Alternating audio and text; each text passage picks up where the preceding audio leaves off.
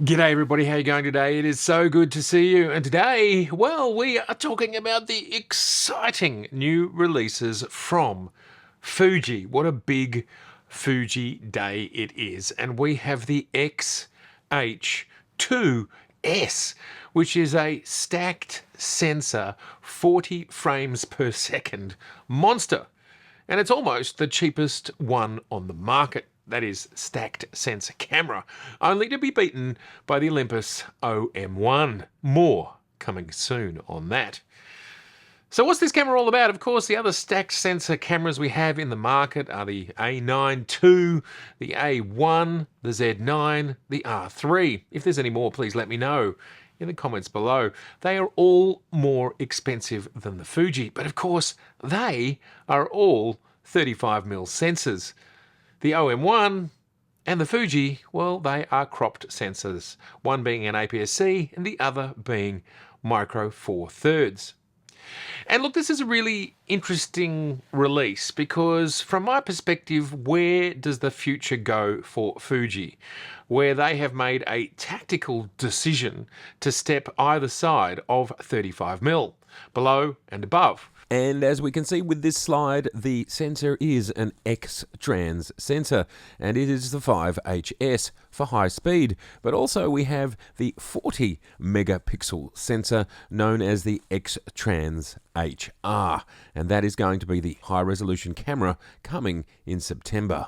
We have a very exciting release from Fuji. It's super fast, it's super small, and we also have two new lenses released as well. Let's jump into the Fuji X-H2s and where it fits in the market.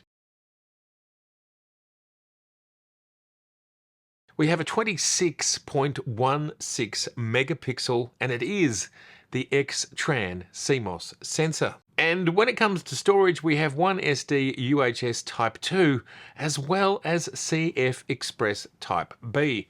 And from my perspective, this is a really good move because I can ultimately see SD being phased out over this decade. And like the Z9, for example, it has a shutter speed of 1/32,000th of a second, which is an electronic shutter. And there it is, another one of the crazy specs out of this camera. Shooting in electronic shutter mode, it can shoot up to 40 frames per second in 184 JPEGs, 175 compressed RAWs, 170 lossless compressed RAW, or 140 uncompressed RAWs at 40 frames a second. So that means you are going to be through your burst in 3 or 4 seconds. Wow. There is Intelligent Hybrid AF, which is a mix of contrast and phase difference, down to -4 EV in contrast and -7 EV in phase difference. The EVF is a half-inch 5.76 million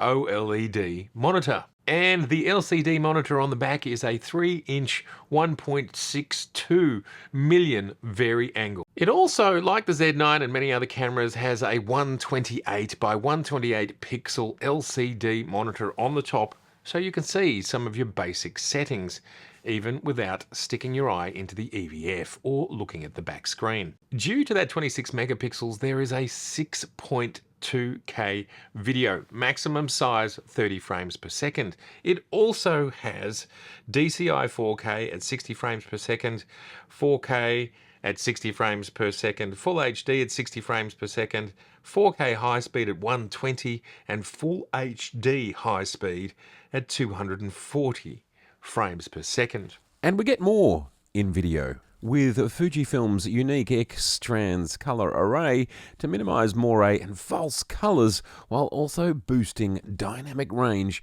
to a whopping 14 stops and improving low light performance. And one of the most exciting things for me about the Fuji cameras, which has made me be on the precipice of buying them so many times, is the fact that there are all the film simulation modes. In the past, I've shot with Provia, Velvia, and Sensia. These were some of my favorite films when I was still shooting film back in the 80s and 90s and the very early 2000s.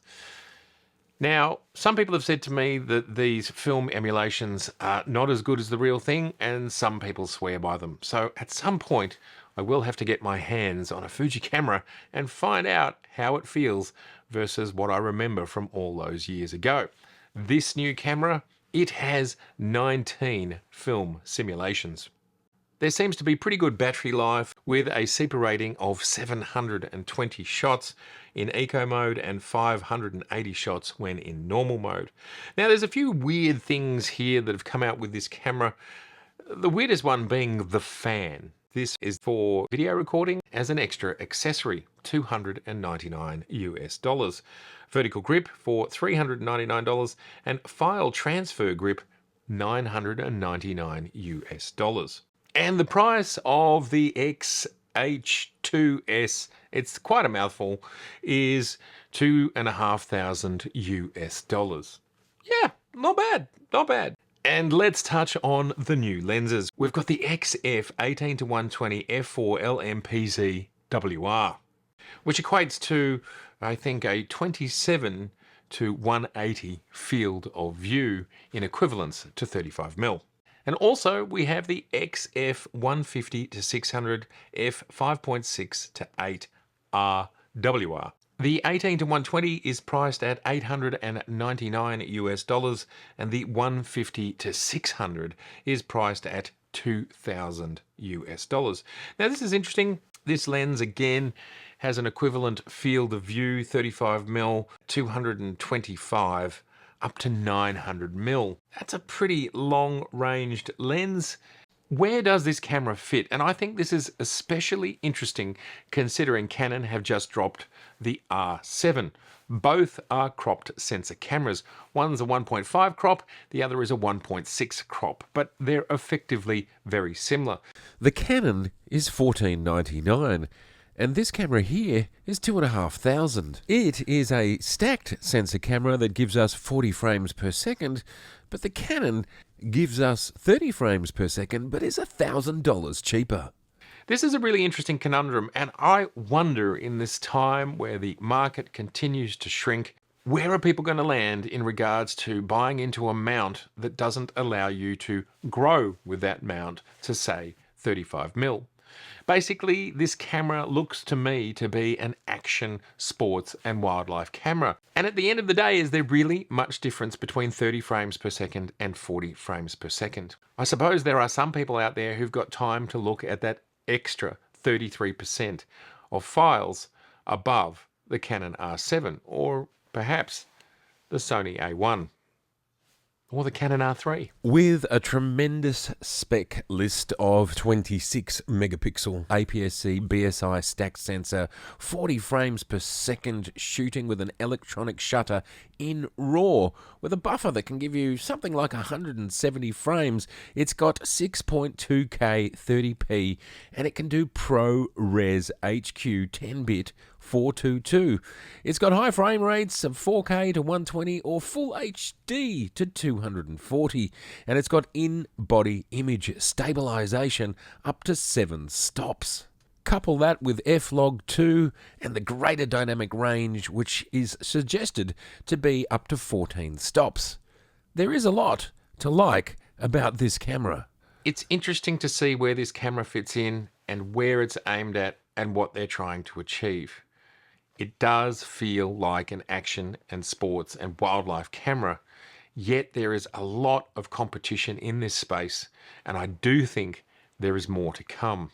And I just wonder in 2022, cropped sensor mounts, will people continue to invest in those, or will they invest in systems that allow them to do either crop sensor or 35mm? It's a really interesting question. Please do let me know in the comments below, what do you think of this new Fuji gear? Are you super excited about it? Are you going to get one? I'm certainly interested in getting a Fuji, but perhaps one that's a little bit slower, a little bit like our Fantasy Z1 camera. The Z1, why not Z1?